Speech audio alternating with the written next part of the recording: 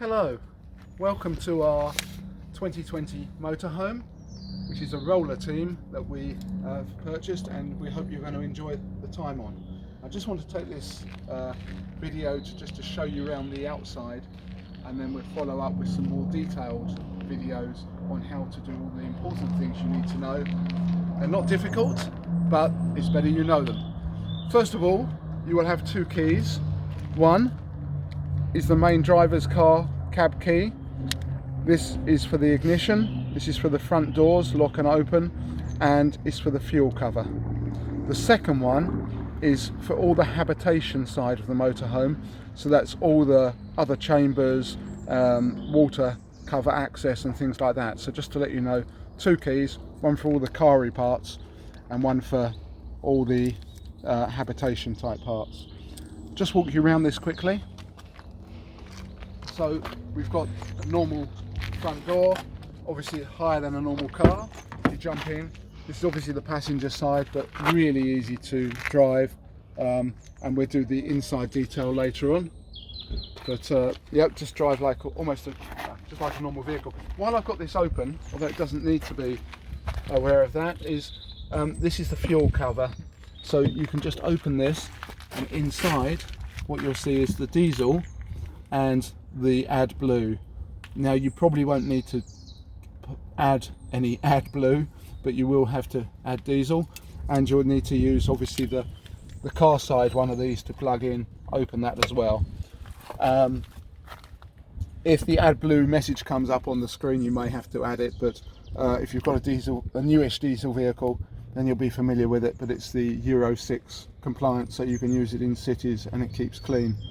If I just show you also with the door closed and the main passenger door closed, if the weather's bad or anything like that, you don't actually need to have the door open to open this, which you do on some vehicles.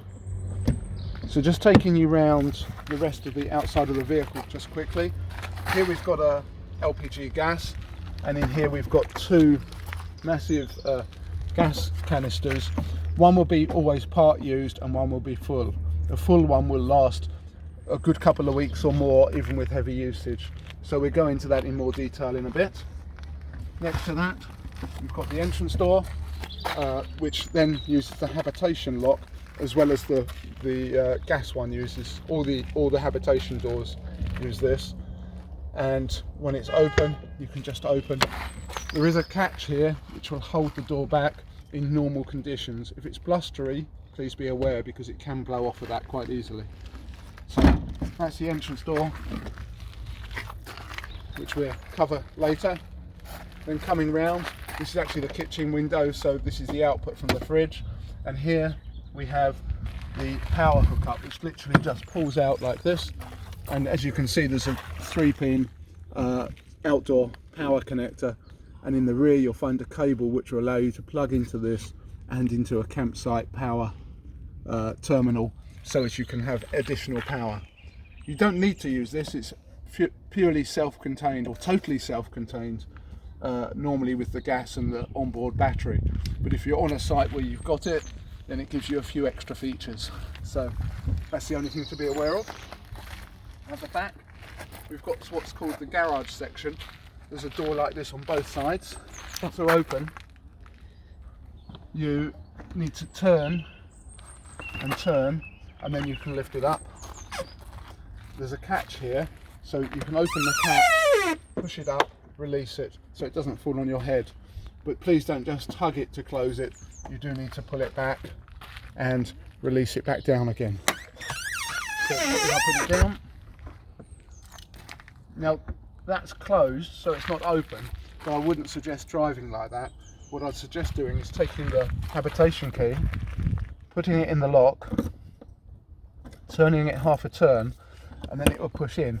So then that's now locked. Same with this one. And in fact, I can have it in the open mode, and I can still put it like this, so that when I locked it, I can then still push in and it will lock. Simple. It's worth checking that these are all in before you drive off, and you can see them in the front mirrors before you depart, and obviously checking the windows are closed, things like that. Just show you quickly around the other side, which is the sunny side at the moment. On the back, actually we have the 4-way bike rack, which is a normal bike rack. We'll go into some more detail later if you want to see that. And up the top we've got 2 cameras. One's a reversing camera, so it just automatically shows down here when you're reversing, very useful. The other one you can have looking rearwards at any time apart from when you're reversing, so if you're driving along you can actually use that and see what's going behind you. On the driver's side, again we've got the lounge, the garage door, which is the same, and in fact those 2 garage areas join up, so lots of extra storage there. Coming down here we've got the toilet cassette door, so this is actually locked again at the moment, but if we unlock that, there's a toilet cassette inside, which this wants to be kept locked normally. You can see there's a toilet cassette, so that's where all the toilet outlet goes to, and that's emptied separately, which we'll cover. And then next to that we've got another lift up hatch, which is actually the water filler. So again with this one we just put the habitation key in, open it, it turns round, and then there's a hose in the rear that you can use to fill up water. The vehicle takes 100 litres of fresh water, and it also has, apart from the toilet water, if you have a shower, washing up, use the basin in the washroom, then what happens is that goes into another grey water tank, and then you want to let that out by, unfortunately, normally kneeling down, and there's a handle right here, and you just pull the handle out, and you can probably hear some water coming out on that. So I won't flood the car park in where we are. I've pushed it back in.